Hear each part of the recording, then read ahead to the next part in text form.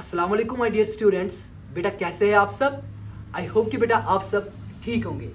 आज के इस वाले वीडियो में मैं क्लास 10th के स्टूडेंट्स की ओर मुखातिब होना चाहता हूं। बेटा आपके लिए मैंने एप्लीकेशंस ऑफ ट्राइगोनोमेट्री से एक क्वेश्चन लाया है, दैट इज क्वेश्चन नंबर 15, जिसके बहुत सारे अप्रोचेस हैं इसके सोल्यूशन को ढूंढने के। लेकिन बेटा आरिफ लंगर आपको इस वाले वीडियो में वही वाला अप्रोच दिखाएगा जो सेम आर.डी. शर्मा लाता है। बेटा शाबाश। तो हम कर लेंगे क्या, इस सवाल को बेटा हम लफ्ज़ से समझेंगे, उसके बाद इसकी डायग्रामेटिक एनालिसिस देख लेंगे और उसके बाद एट देन हम अपनी सोल्यूशन तक बेटा पहुंच जाएंगे। तो इस सवाल को स्टार्ट करने से पहले पेन और कॉपी को बेटा आगे रख लेना है और सबसे इंपॉर्टेंट चीज अपना फुल अटेंशन बेटा आरिफ सर की ओर रख लेना है अगर आप चाहते हो ये वाला क्वेश्चन अच्छे से बेटा आपको समझ में आ जाए। तो सबसे पहले सवाल को पढ़ने की और समझने की कोशिश कर लेंगे। बेटा क्वेश्चन क्या बता रहा है, a straight highway leads to the foot of the tower. बेटा आपके पास यहाँ पर एक हाईवे है। क्या है बेटा? हाईवे। मैं यहाँ पर लिखने की कोशिश करूंगा बेटा सो दैट कि आपको आराम से समझ में आ जाए। ये बेटा हाईवे है और ये लीड कर रहा है towards the foot of the tower. मान लो बेटा यहाँ पर एक टॉवर है, ये टॉवर है बेटा यहाँ पर जो कि खड़ा है, परपेंडिकुलर है किसके साथ? हाईवे के साथ। और ये बेटा इसका फुट है। ये आपको पहले ही अज्यूम करना है कि टॉवर जो है ये फुल स्ट्रेट खड़ा है बेटा। शाबाश। So a straight highway leads to the foot of the tower. उसके बाद क्या क्वेश्चन बता रहा है, a man standing at the top of the tower. एक आदमी है वो टॉवर की टॉप पर बेटा खड़ा है। शाबाश।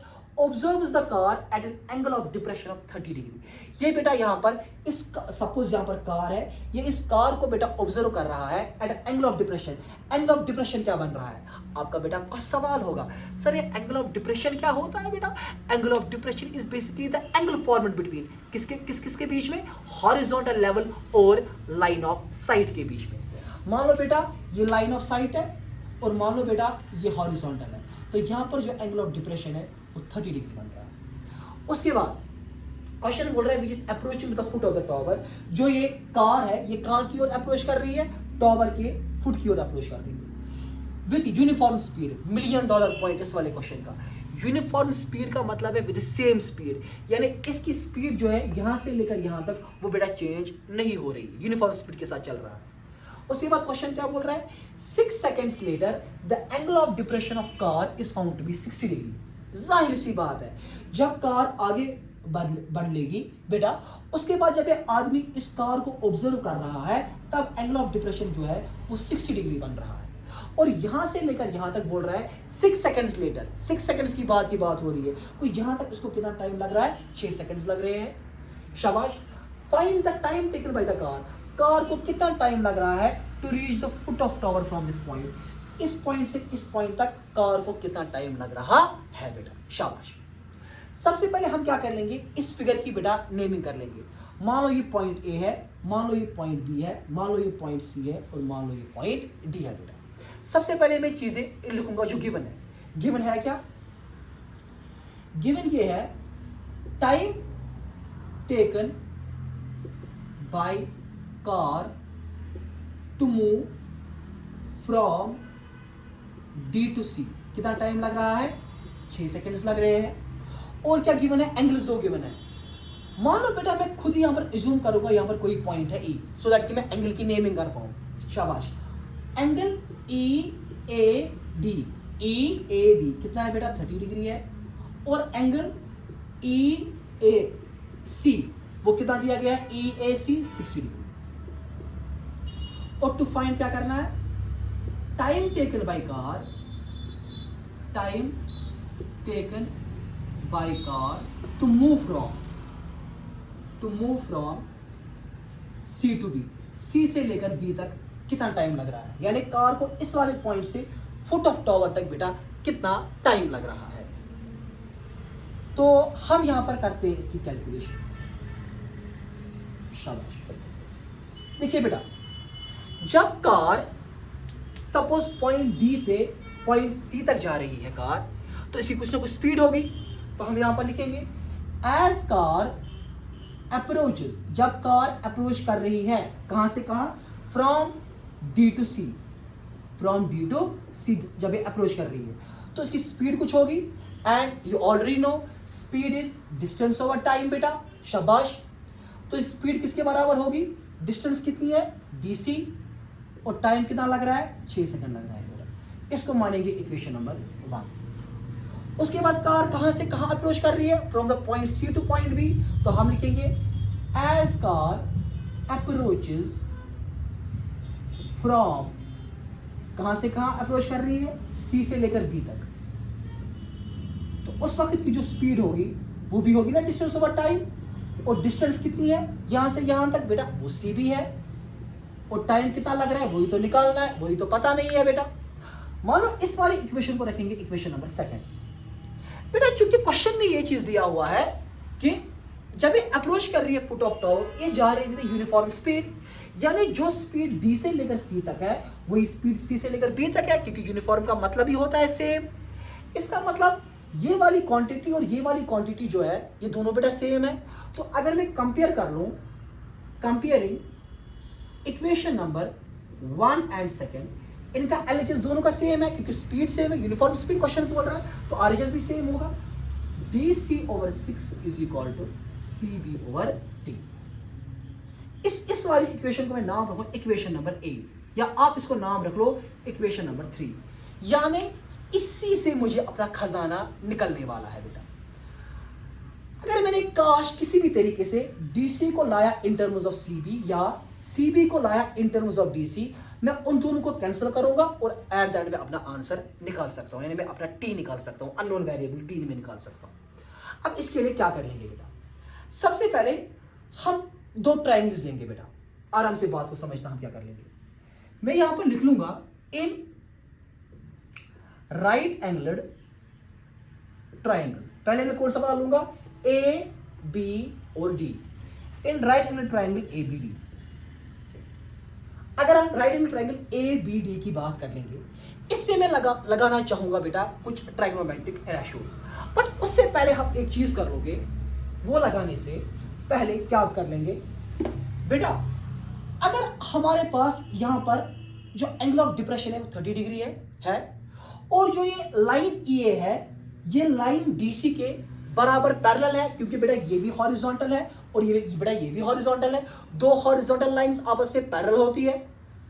तो क्या मैं बोल सकता हूं, जहां पर मैं एक कॉन्सेप्ट पढ़ाना चाहता हूं, क्लास 9th का और क्लास 7th में हम ये पढ़ाते हैं, अगर 2 पैरेलल लाइंस होगी और यहां से ट्रांसवर्सल होगा तो ये एंगल इस एंगल के बराबर होता है, क्यों, अल्टरनेट इंटीरियर एंगल्स। मुझे आप एक बात बोलो, ई ए जो है वो डीसी के पैरेलल है, तो इसका मतलब क्या है, एंगल ईएडी जो है वो बराबर होगा किसके, एंगल ईएडी बराबर होगा एंगल एडीसी बोलो या एंगल एडीबी बोलो, एंगल एडीबी। इसको लिखना रीजन, बिकॉज क्यों, as AE is parallel to DB, therefore angle EAD is equal to angle ADB by कैसे, alternate interior angles, इनको बोलते हैं alternate interior angles। Angle EAD कितना बेटा 30 डिग्री, तो इसका मतलब है angle is equal to ADB, यानी ADB कितना है बेटा 30 डिग्री, दिस इज बेटा योर 30 डिग्री। चलो बेटा यहां से आगे, एंगल EAC वो किसके बराबर होगा बेटा, एंगल ACB के बराबर। आप बोलोगे सर इसके पीछे का रीजन क्या है, same, because as A is parallel to DB, therefore angle EAC वो बराबर होगा एंगल ACB को बाय अल्टरनेट इंटीरियर एंगल्स। खुद आप देख सकते हो ये 2 लाइंस पैरेलल है, ये पहली वाली ट्रांसवर्सल है, तो हमने बोला ये इस एंगल के बराबर है, ये 2 लाइंस पैरेलल है, ये ट्रांसवर्सल है, तो ये एंगल इस वाले एंगल के बराबर होगी, और कितना है बेटा वो 60 डिग्री। अब इसके बाद चाहे आप ये छोटा वाला ट्रायंगल ले लो या बड़ा वाला ट्रायंगल ले लो, सपोज सबसे पहले मैं लूंगा छोटा वाला triangle, in right angle triangle, in right angled triangle ABC हम बेटा लेते हैं, इसमें मैं ट्राइगोनोमेट्रिक रेशियो अप्लाई करूंगा।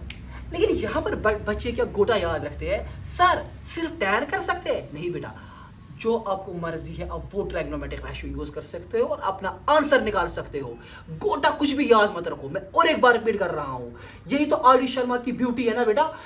कुछ भी चीज गोटा मत रखो याद यहाँ पर, वरना बच्चे गोटा याद रखते हैं कि सपोज यहाँ पर tan से ही आंसर निकलेगा। नहीं बेटा, आप कुछ भी कोई भी ट्रायगोनोमेट्रिक रेशियो यूज कर लो, आपको अपना आंसर निकलेगा। सर tan क्यों हम यहाँ पर यूज कर लेंगे, उससे हमारी जो सोल्यूशन है वो थोड़ी ईजी बन जाएगी, nothing much more than that, इसलिए मैं tan को यूज कर रहा हूँ।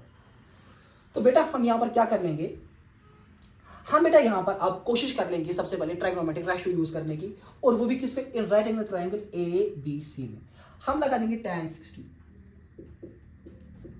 tan 60 जो होता है वो किसके बराबर होता है बेटा, परपेंडिकुलर बाय बेस। परपेंडिकुलर है AB और जो आपकी बेस है बेटा वो है BC। tan 60 किसके बराबर होता है बेटा, वो √3। AB तो यहां पर पता नहीं है और BC आपका वो भी पता नहीं है। शाबाश, ठीक है बेटा। तो यहां से हम बोल सकते हैं √3 मल्टीप्लाइड बाई BC हो गया √3 BC is equal to AB। इसको मैं मानूंगा इक्वेशन नंबर 4। अब लेते हैं बड़ा right angle triangle. In right angled triangle ABD। अब ABD लेते हैं बेटा, इसमें भी हम यूज कर लेंगे आप tan 30 डिग्री। tan 30 डिग्री वो किसके बराबर होता है, perpendicular by base. Perpendicular AB है और बेटा जो इसकी बेस है वो DB है। tan 30 किसके बराबर होता है, 1/√3। और ये बेटा आपका AB है और बेटा ये आवर DB है। शाबाश, यहां से भी बेटा मैं AB निकालने की कोशिश करूंगा जैसे मैंने ऊपर निकाला। तो 1 इंटू DB हो गया DB is equal to √3 into AB हो गया √3 AB। शाबाश। और अब अगर √3 को हम नीचे रख लेंगे कोई इशू नहीं है, यानी हमने किया क्या, DB into 1 that is DB upon √3 is equal to AB, यानी मैं AB को यहां पर निकालना चाहता हूं। इसको मानेंगे बेटा इक्वेशन नंबर 5। इस AB को खत्म करने की कोशिश कर लेंगे, कैसे, मैं पुट करूंगा the value of AB from 5 in equation number 4। हम लिखेंगे putting value of AB from 5 in equation number 4, और वो क्या है, √3 BC is equal to AB के बदले क्या आएगा बेटा, DB ओवर √3। शाबाश, दे दो क्रॉस मल्टीप्लाई, √3 इंटू √3, या सबसे पहले √3 BC multiplied by √3 is equal to DB। √3 into √3 हो गया √3 square into BC is equal to DB। This and this cancels out, 3 into BC हो गया 3BC, 3BC is equal to बेटा D। शाबाश। अब क्या कर लेंगे बेटा, जो हमारा यहाँ पर ये BC है, चलो ये तो हमने यहाँ पर पहले 3BC की रिलेशन देखी। अब जो हमारा CD है, ये देखो फिगर में CD, क्या बेटा जो ये CD है ये नहीं है बराबर DB, सारा DB, और उस DB को हम माइनस कर लेंगे कितना, CB। शाबाश।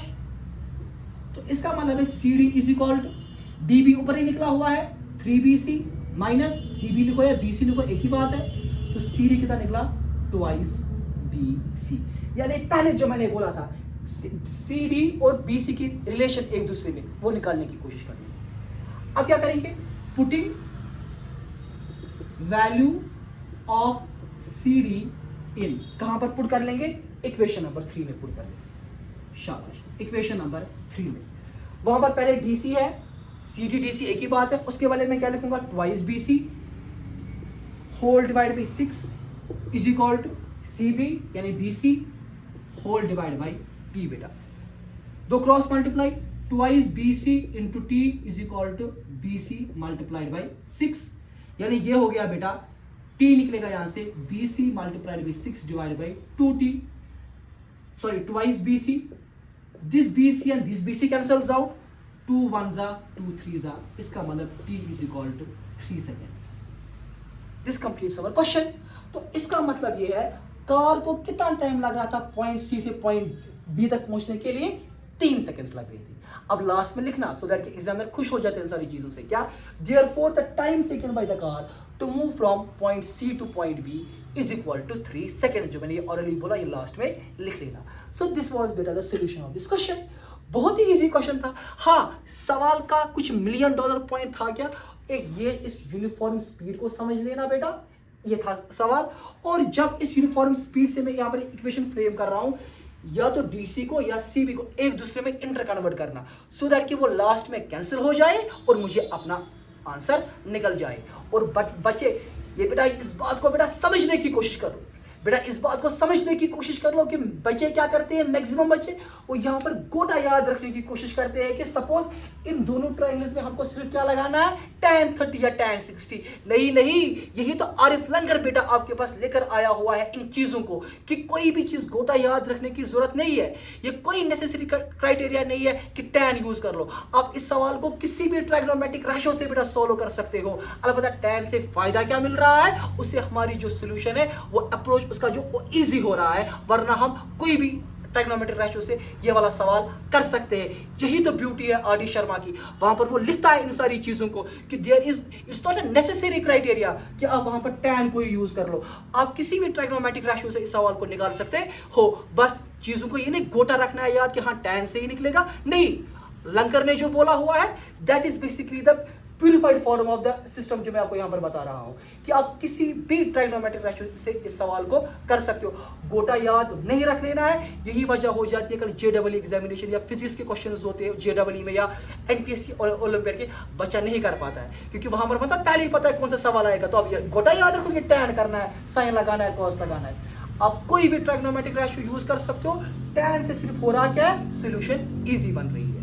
आई वीडियो बात समझ। So this completes this question. इंशाल्लाह मिलते हैं और किसी वीडियो के साथ इंशाल्लाह, और वो भी धमाकेदार वीडियो ही होने वाला है। टिल देन अस्सलाम वालेकुम।